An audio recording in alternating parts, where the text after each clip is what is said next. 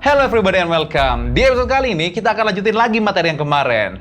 Color Grading 101. Let's get it!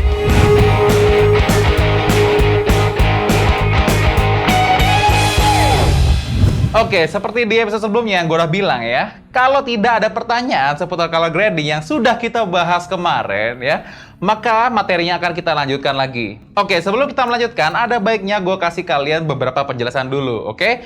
Yang pertama, apakah melakukan color grading itu wajib menggunakan S-Log? Ya, jawabannya adalah tidak. Tapi sebaiknya iya, ya. Karena S-Log, ya nggak mesti S-Log sih, log ya, flat footage ya, flat profile ya. Flat profile itu memberikan kita keleluasaan dalam editing ya. Sangat disarankan menggunakan log profile ya. Kalaupun kalian menggunakan STD itu tidak apa-apa ya. Karena nanti itu dari log itu kan kita buat lagi ke Rec 709. Walaupun tingkat kontrasnya bisa kita sesuaikan, tidak seperti STD ya. STD ketika blacknya sudah crush black, kita angkat dia punya shadow maka bisa terjadi noise ya. That's why kenapa sangat disarankan sekali menggunakan log ya, kalau di Sony ya S-Log kayak gitu ya. Kalau misalkan kalian ingin menggunakan STD atau misalkan kamera kalian nggak punya yang namanya log, tentu saja kalian bisa menggunakan profile neutral. Oke, neutral profile, kalian bisa kurangin semua dari saturation, sharpness, dan semua post processing lainnya. Oke, yang kedua, apakah color grading harus menggunakan kualitas terbaik? Ya, itu tentu saja balik lagi ke kalian. Apakah kalian ingin hasil yang terbaik atau tidak? Ya, hasil yang terbaik tapi bisa jadi memakan hard disk lebih banyak. Tapi kalau gue, why not? Karena ingin menghasilkan gambaran terbaik. Makanya gue selalu bilang, editor itu kebutuhan hard disknya, kebutuhan memorinya itu unlimited ya, tergantung kerjaan. Kayak gitu. Yang namanya editor itu akan seiring waktu dia akan terus membeli hard disk ya. Jadi selalu invest hasil kerja kalian ngedit itu salah satunya adalah untuk membeli hard disk atau kalian menyediakan data bank. Oke? Yang ketiga, apakah color grading itu harus menggunakan bit depth tertinggi? Contohnya 10 bit. Kalau misalkan kamera kalian punya 10 bit, ya itu sangat disarankan ya. Karena itu meminimalisir color bending. Oke? Tapi apakah 8 bit color bending? Ya nggak juga. Itu juga nanti tergantung lagi dari chroma subsampling yang sudah kita bahas sebelumnya yang 422, 444, 420 kayak dan semacamnya. Kalau bisa dapatkan kualitas terbaik, why not ya? Gunakan bitrate tertinggi, gunakan bit depth tertinggi ya. Dan gunakan juga ya apapun yang terbaik yang di kamera kalian bisa kayak gitu. Keluarkan maksimal potensial dari kamera kalian. Oke, di episode kali ini ya, summary dulu ya. Kita akan membahas beberapa teori lagi yang akan kita gunakan untuk melakukan color correction ya. Kita akan mengenal juga beberapa tools dan apa itu broadcast legal ya.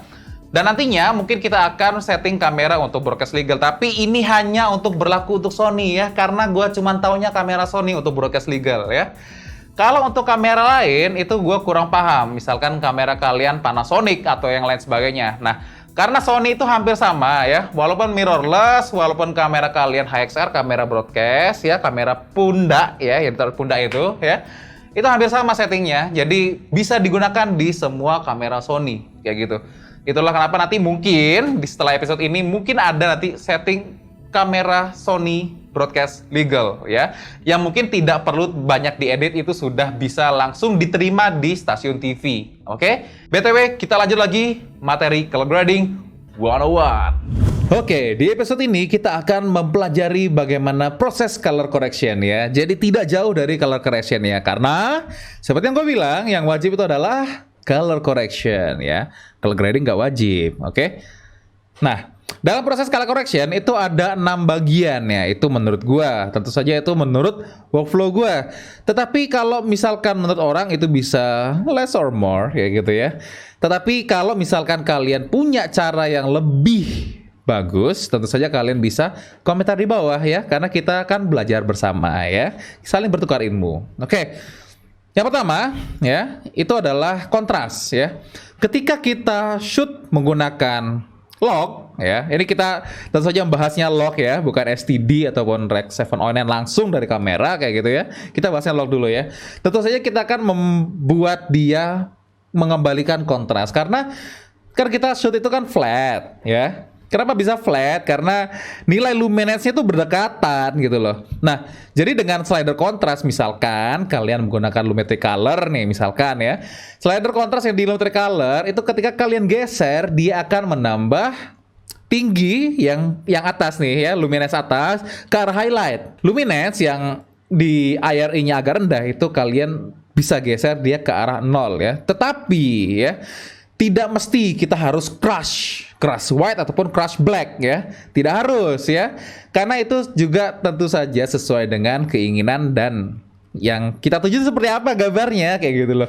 Nah, di slider lumetri color itu juga tidak hanya mengubah nilai luminance-nya dia ya, tetapi juga menambah saturation ya. Karena ketika kita menambahkan kontras ya, itu tidak hanya menjauhkan nilai yang putihnya putih dan hitamnya hitam, tetapi menambahkan saturation ya. Karena nilai ya, value antar warna itu juga mengaruh pada kontras ya. Kalau misalkan ada merah dan biru ya, merah dan biru itu kan warna kontras tuh. Tetapi kalau misalkan ini merahnya dan luminance dari biru ini sama-sama pudar nih, merah pudar sama biru pudar itu tetap gak terlalu kelihatan kontras gitu loh, walaupun itu warna yang berseberangan kayak gitu ya. Tapi nanti akan kita bahas ya. Yang kedua itu saturation. Kenapa kita masih harus otak-atik saturation? Karena ketika kita geser slider kontras itu biasanya ya, in most case ya, itu biasanya saturationnya masih kurang, masih kerasa flat ya. Tetapi apakah kita harus geser slider saturation ini? Tentu saja itu tergantung dari estetik yang kita tuju nantinya kayak gitu loh. Tetapi kalau misalkan untuk TV ya kita sesuaikan aja warnanya nanti untuk standar TV ya, broadcast legal aja udah cukup gitu loh. Yang penting enak dipandang mata, itu biasanya udah oke. Tetapi kan ada beberapa case yang kita butuh mengejar estetik tertentu, misalkan ya desaturate atau malah oversaturate gitu loh. Saturated banget gambarnya gitu. Ada beberapa case yang seperti itu. Makanya kita juga perlu mengatur saturation ya, sesuai dengan estetik yang kita kejar ya, sesuai dengan estetik yang kita tuju. Oke. Kemudian yang ketiga ya, itu adalah white balance. Oke. Ketika kita syuting ya, itu kadang ya biasanya sih tetap aja off balance tuh ya. Misalkan kita sudah yakin nih ya, walaupun kita syutingnya nggak pakai lampu nih ya, pakai matahari contohnya ya. Contohnya pakai matahari. Kita syuting itu sekitar jam 10 ya, jam 10. Apakah jam 10 pagi itu wajib 5600 Kelvin? Kan enggak ya. Itu tidak mesti coy, nggak mesti ya. Bisa jadi jam 10 itu mungkin di bawahnya bisa jadi 5400, bisa jadi 5300 dan lain sebagainya. Belum lagi ya kalau misalkan ketutupan awan, cloudy dong ya kan. Ketika ketutupan awan biasanya white balance itu akan naik ya. Jumlah Kelvinnya akan naik misalkan dari 5600 ke 6000 misalkan ya. Ketutupan awan jadi lebih biru gambarnya. Nah itu makanya kita perlu atur white balance ya. Karena ketika kita tidak atur white balance-nya nanti gak match shot-nya bro ya. Ada satu yang warnanya agak kuning, nanti ada satunya yang warnanya agak biru, kan tidak ship gitu loh. Nah kemudian di sebelah white balance itu ada tint ya, tinting ya. Kalau white balance itu kan dilihatnya dari temperatur warna ya, dari panas ke dingin ya, dari kuning ke biru ya. Kalau tint itu beda, itu dari magenta ke green ya. Kenapa harus ada tint? Karena biasanya ada beberapa case gambar kita itu tidak bisa sempurna white balance-nya, walaupun kita hanya geser dia punya slider white balance ya.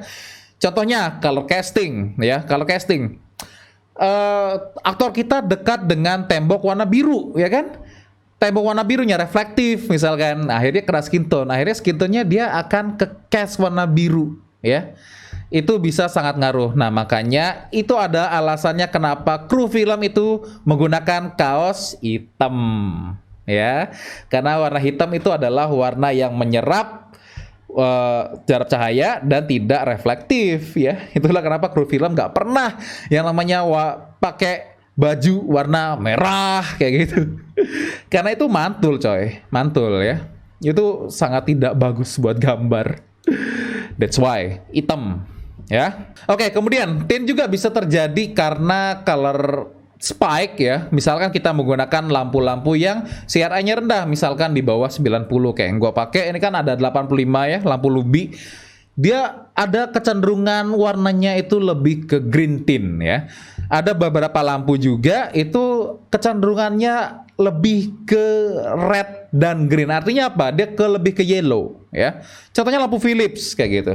Lampu-lampu murah, lampu-lampu rumahan seperti itu memang tidak diperuntukkan buat film ataupun syuting video sih sebenarnya. Syuting video itu sendiri itu ada dua spek yang harus diperhatikan. Bukan hanya CRI sebenarnya, TLCI juga itu harus diperhatikan ya, karena CRI itu adalah persepsi mata manusia ya. Nilainya itu adalah persepsi mata manusia.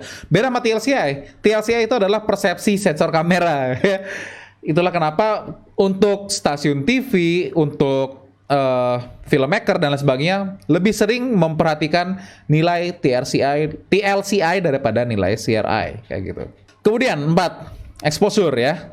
Ketika kita syuting tentu saja kita nggak bisa nailing banget, pas banget, dewa banget gitu, pas banget exposure-nya ya. Itulah kenapa nantinya di dalam editing juga kita perlu tweaking sedikit-sedikit ya. Paling tidak ketika kita syuting itu dijaga ya, dijaga exposure-nya jangan terlalu terang ya. Kalau misalkan agak gelap sedikit itu masih bisa diperbaiki kayak gitu. Tetapi kalau misalkan terlalu terang, overblown ya, itu bakal banyak detail yang hilang. Kalau terlalu gelap itu nggak akan ada detail yang bisa diperbaiki ya. Karena ketika kita naikin dia punya shadow misalkan ya, itu bakal menjadi noise ya, menambah digital noise ya. Jadi hati-hati ya. Paling tidak exposure kalian itu mendekati benar ya. Paling tidak ya 0,3 sampai 0,5. Jangan lebih dari itu karena itu akan sangat-sangat susah dibalikin detailnya. Oke. Kemudian skin tone ya. Ketika kita sudah melakukan step-step yang di atas tadi, kontras, saturation, white balance, tint, exposure. Tetapi kalau misalkan skin tone-nya itu tidak cocok dengan warna skin, dengan warna kulit, itu pastinya juga akan terlihat aneh kayak gitu. Itulah kenapa skin tone pun juga harus dicek, bener gak nih harusnya skin tone-nya di daerah sini nggak, di daerah sini nggak, kayak gitu. Harus bener nih tepat skin tone-nya supaya yang warnanya kulit harus terlihat seperti kulit ya. Jangan sampai kayak umpa-lumpa ataupun kayak zombie. Oke. Yang terakhir itu adalah shot matching ya, ketika kita syuting ya. Dalam satu scene itu kan ada banyak shot tuh. Ketika kita syuting kadang ya, kalau misalkan ada cahaya praktikal ya, atau misalkan dari ambient light gitu, dari matahari gitu kan, itu bisa berubah-ubah tuh ya. Jadi nilai exposure kita seiring kita syuting itu bisa berubah. Nah, makanya ada yang namanya shot matching yang terakhir. Ketika kita color correction ya, kita samain dia nilainya. Samainnya dengan apa? Ya kan, kita lihat dia nanti di vector scope nilainya dari setiap bagian yang kita ingin samain. Oke, nanti akan kita pelajari satu-satu ya. Next dulu. Kita akan masuk ke teori warna ya. Sebelum kita melakukan praktek color correction, kita akan masuk ke teori warna. Karena kenapa ya? Kalau kita buta teori warna, kita mau ngerjain apa bro? Ya, apa kita kerjain gitu loh. Jadinya kita akan bahas teori warna. Yang pertama ya, sebelum masuk warna bahkan kita harus mempelajari luminance dulu ya. Ini gua nggak berhenti-henti kasih tahu ya, luminance itu penting ya. Itulah kenapa gua selalu nyontohin ya, hampir selalu nyontohin ketika kita praktek foto, video, kalau bisa sambil latihan menggunakan black and white atau grayscale. Oke, mengenal kontras secara luminance ya. Kalau kita lihat foto ini ya, ini kan ceritanya gue fotonya high key gitu ya. Tetapi kan ini kan sangat low kontras sekali ya. Ini black and white. Kenapa bisa low kontras ya? Karena value yang di sini ini kan 100 ARI gitu loh. Tetapi ketika ketemu value yang di sebelahnya ini tidak langsung ke arah black ataupun crush black ya, dia masih cenderung keabu-abuan. Akhirnya apa? Ketika kita ingin membuat kontrasnya ya lebih kontras secara luminance, tentu saja kita harus menurunkan lagi value yang di sebelah sini ya. Value-nya ini kita bikin lebih hitam ya. Di bagian putih yang bahkan yang masih ada detail sedikit ini bisa jadi menjadi hilang detailnya ketika kita geser slider kontras kayak gitu loh. Itulah kenapa kalau kita menggunakan Lumetri ya, baik itu Lumetri ataupun RGB curve ya. Jadi kalau misalkan kalian pakai Adobe CS6 ya tetap masih bisa ngikutin tentu saja. Ketika kita geser slider kontras, dia pasti akan membuat lebar si waveformnya. Yang awalnya flat jadi lebar ya. Apa yang terjadi ketika kita geser seperti ini ya? Yang tadinya di sini ada detail, dia akan digeser ke atas ya. Yang di sini kelihatannya abu-abu, dia akan digeser ke bawah ya. Semakin jauh value antara luminance yang terang dan luminance yang gelap itu akan menambah kontras. Seperti itu ya. Kontras itu harus dipahami dulu, oke? Tidak terlalu kontras, kontras banget. Tidak terlalu kontras, kontras banget. Oke? Kontras itu akibat dari perbedaan value dari luminance.